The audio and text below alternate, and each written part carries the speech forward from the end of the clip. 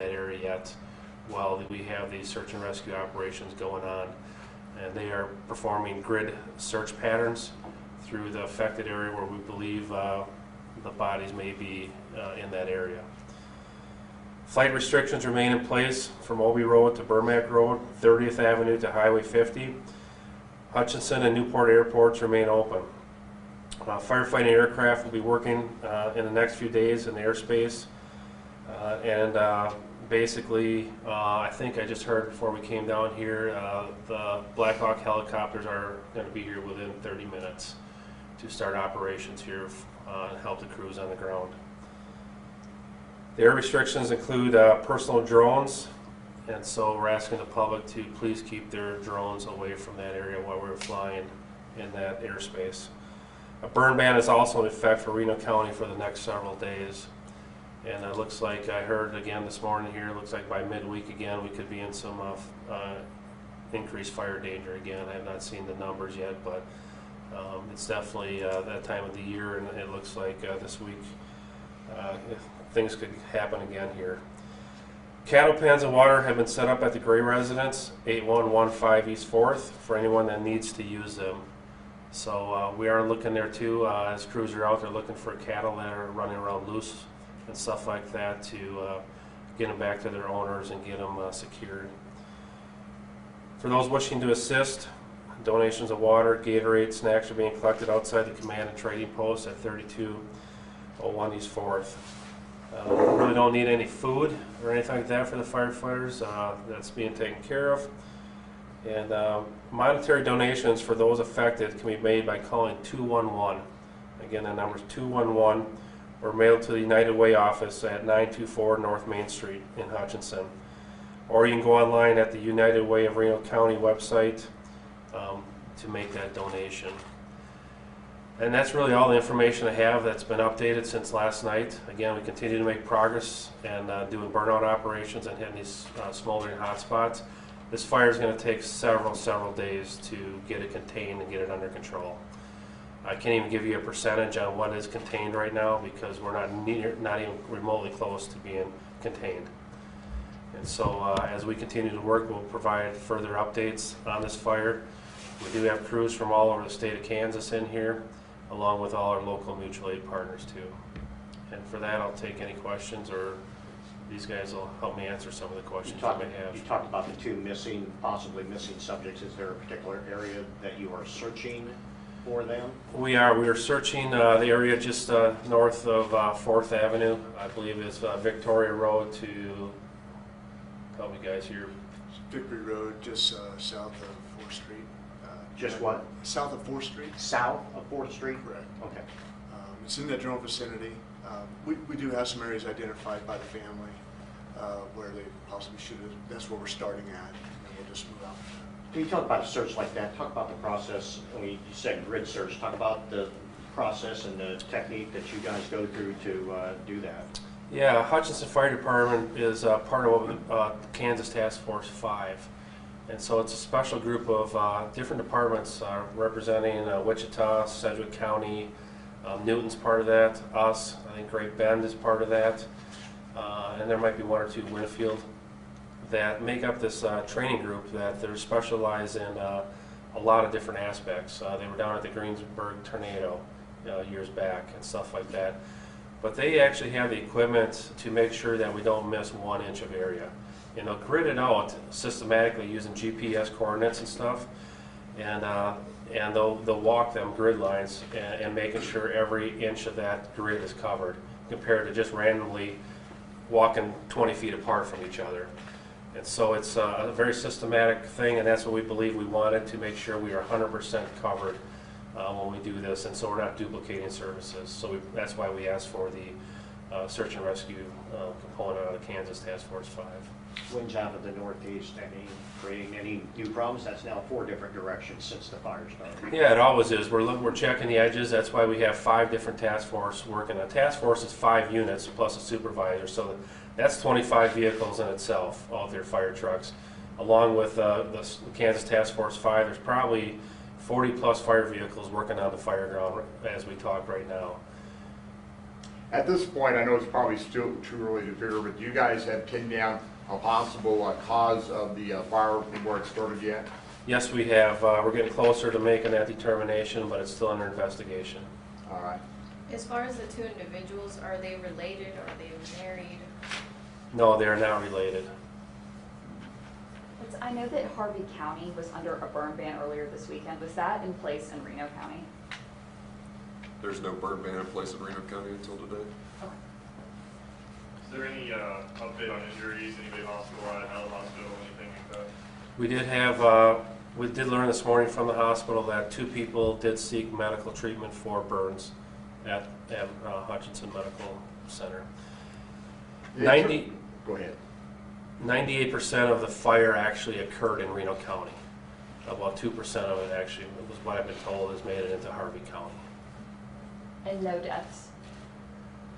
No deaths? None confirmed at this time. Again, we're still missing 2 individuals, and that's what we're looking for, these individuals. We believe we have a good idea, but as time goes on here and as we develop new things and learn things, we'll get that out in a press release, or we'll have another news conference. So please follow our Twitter, Facebook, all our social media stuff for future press releases and press conferences. Ironically, it's 5 years to the day since the Highlands fire, which burned throughout an entire, almost all night before it was brought into control.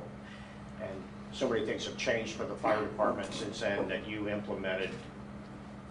Did those changes benefit things yesterday? And I know it's probably hard to compare one to the other, but do you feel that the departments were better equipped to handle this than 5 years ago? Yeah, in some aspects, yes, and some no. You know, we need help. We need changes in ordinances. We need changes in planning. We need help. I need, with the type of fires that we have, sometimes it feels like going to a gunfight with a knife. And I need to have some better equipment and stuff like that. And so it just, the men and women out there do a heck of a job.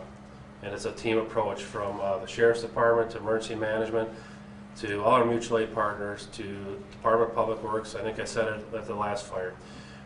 We can't do it without their help.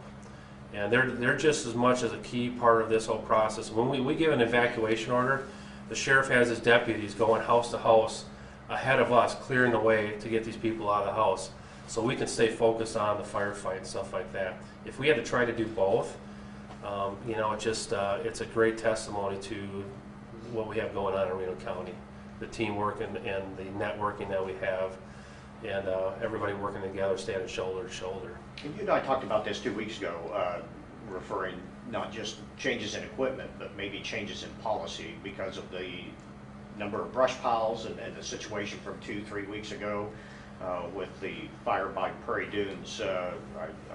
Are you including that in the changes that need to be made? I definitely foresee some. I have some changes that we're recommending here in the city, and I know coming up in March here, the county we put together a laundry list, basically of some recommendations to present to the county board, and that'll be coming up here later this.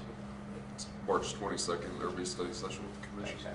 As of right now, do we know how many people have been evacuated from their homes? Do we know? No, the addresses were coming in so quickly that we couldn't get a good record of that.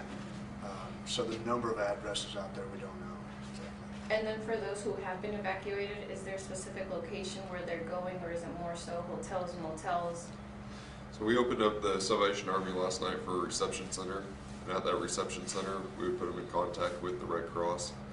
Everyone who has reached out to the Red Cross has put them up in a hotel for at least a night and taken care of them that way. Past this, for our long-term recovery, we'll refer everyone to our volunteer organization, Active Disaster, or VOAD, which will take care of their needs moving forward.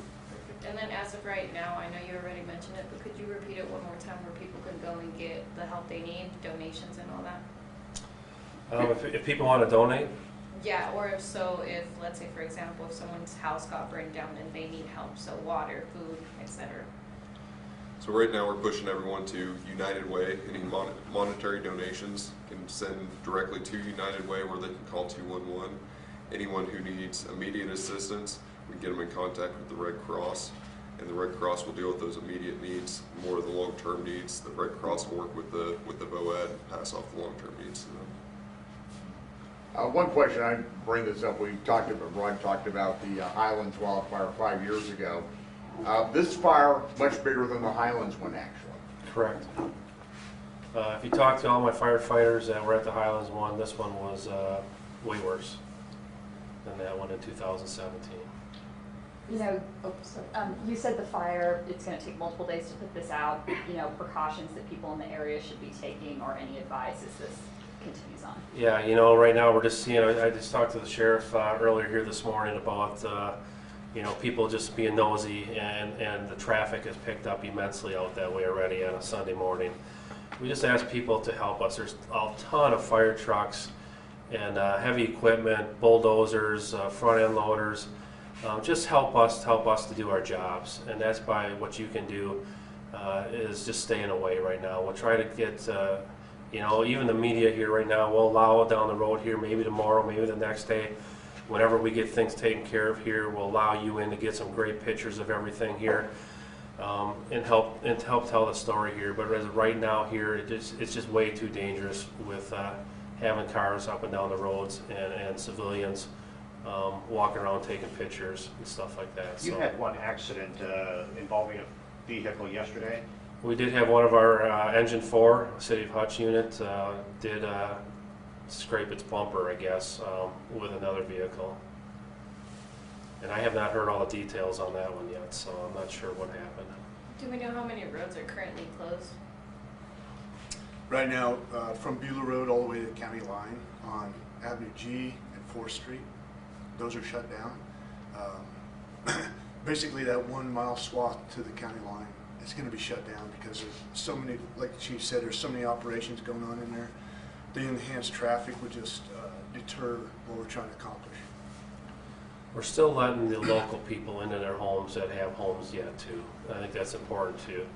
Unfortunately, the people that don't have nothing to come back to, you know, we're not allowing them into the areas until they're actually, some of the homes are actually still burning and stuff like that. So it's just unfortunately, the reports I heard yesterday, you know, the flame lengths were 100 and some feet tall as the wind changed 3 different times on the firefighting crews out there. And even we have some damage to some of our brush trucks. My brush 41 truck, the emergency lights on top of the truck are melted. The taillights are melted. The pump on the back of it, the wires are melted. The hose is melted. The fire hose actually melted. So our guys were in some terrible conditions yesterday, our men and women were. And to come out of this, I think the biggest thing is here, out of the probably hundreds of firefighters that we had working the fire here the last couple of days, we have 0 injuries so far. And that's a testament to good communications and good command post. Anything you would want to tell the community? We can't do it without them. Their support has been tremendous. All you got to do is look out front here, the Gatorade and the water, and these firefighters, when they're out on the front lines battling this stuff, it's not just drinking 1 bottle of water. They'll drink 12 bottles of water in a couple hours, and they'll pound down 3 sandwiches real fast to get some calories back in them to go back to work. And so them donations and the community just, when this fire kicked off here, my phone just lit up. And what can we do, Chief? What can we do? And that's really unique in Hutch. I mean, Hutch is, since coming here, you don't see that in every community. And that's something to be proud of when you're a Hutch resident here, of truly the support that they show in this community in a time of crisis. So is there some areas where the damage was a lot worse, where the homes are where there's more damage? Or there's a core, free? John, there's a core area around the Victory and the 3 dead-end roads there, basically. And but there's some sporadic ones too along different areas, and so we'll try to get a map out later of some of the affected areas. But we have to be very cognizant of, you know, some of these homes that have been burned down, the owners haven't even been back in yet. And so, you know, we want to make sure that they get the first look before anybody else does. And so we even tell our firefighters out there that, you know, no pictures, everything runs through the command post on stuff. And so nothing on social media or any of that type of stuff either. Can you give a grid about an area that the fire is covered, say up to 30th Avenue to Burmack? I mean, kind of a general border, or is it too difficult to tell right now? Well, we got a map, and maybe that's, we could produce that to basically the one that Jesse put together here, of the boundary of what we believe where the fire hit. But we're typically, the fire started south of 4th Street between Willison and Bueller Road, and it crossed 4th Street, and then the wind switch happened, and it took it straight into the Cottonwoods golf course section. And then it really had 3 different head fires, what I've been told by the crews out there. 3 different fingers. One was going this way, one was going this way, and one a little bit to the northeast a little bit. This fire created, it's basically its own windstorm, and from my experienced firefighters that were out on the line, they said it looked like almost like a thundercloud yesterday, where the smoke was going straight up in the air and it had like basically a big top on it. And it was producing so much heat and wind on itself compared to what the conditions were here, that these fires were spotting mile ahead of the main body of fire yesterday. And so trying to get ahead of these type of things in that terrain is just real challenging out there. So it's just a testament to finally getting this thing under control. But unfortunately, in this time here, we've been winning some battles this last few weeks. Prior to this, with no homes being burned down, but this one we lost a battle on a few homes, and unfortunately that even affects the firefighters, because they try so hard to save everybody's personal property. Because just think of your own home. You have all your possessions, your family pictures of your kids or whatever, grandparents. You can't replace that stuff. And so every single home is we try to save every one, and some are just personally, they're just undefendable. With when you don't take care of your, I shouldn't say don't take care of your home. You don't make a defendable space around your home if you're going to live out in the rural area here. We ask people to maintain a 100-foot perimeter around their home at all times, and so that means, it doesn't mean you got to cut down every single tree, but if you have a whole grove of cedars growing right up 20 feet from your home and a fire starts, you're going to have a problem. And that's an educational thing that we've been pushing since day one here, and some people listen and some don't. And unfortunately, that's how you lose some of these battles. Thank you for your efforts. Were there were some moments where there were firefighters that were trapped by the fire and they had to... I wouldn't say trapped. They just, conditions change real fast. When a wind shift happens, John, when you're fighting a fire one way and all of a sudden a wind shift happens, the fire can start behind you. And when it gets behind you, they had to make some tactical decisions to get out and move. And another thing, you look at the roads that are really affected. You've looked at Victoria Road and the other 2 roads that are adjacent. They're deadheaded. And so instead of, that's what I talk about with county planning and stuff like that, when they put in roads in the county and stuff like that, they have to loop. And so when you deadhead them, basically it's just a line. You drive in, you got to come out the same way. And these roads are all a quarter mile apart. And so if they would have made a loop around them, people would have 2 ways out. We would have 2 ways out. Instead, it's almost like a suicide mission driving in, because if fire kicks on the backside, you're trapped in there and you can't get out. Are you referring to like Palomino in that area? Exactly. Just east of the They're all deadheads. up the Cottonwood Hills? Exactly. So were decisions made not to go into those then, or No, we were in there. We were in there doing a lot of rescues with people and stuff like that too. Many rescues happened and lives saved due to this.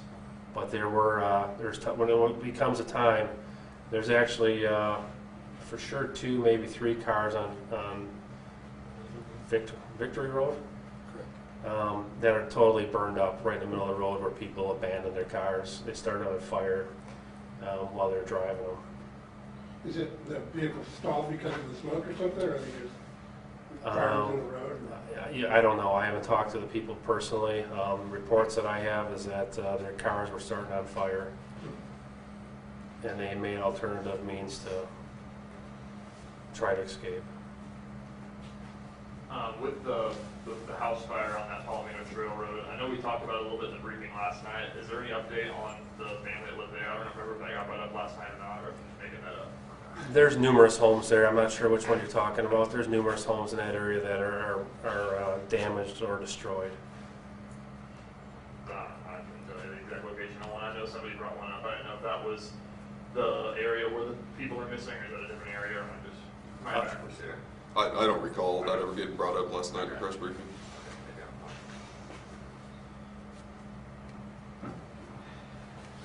We Anybody else? appreciate your time, we really do. All right, thank you. Thanks, gentlemen.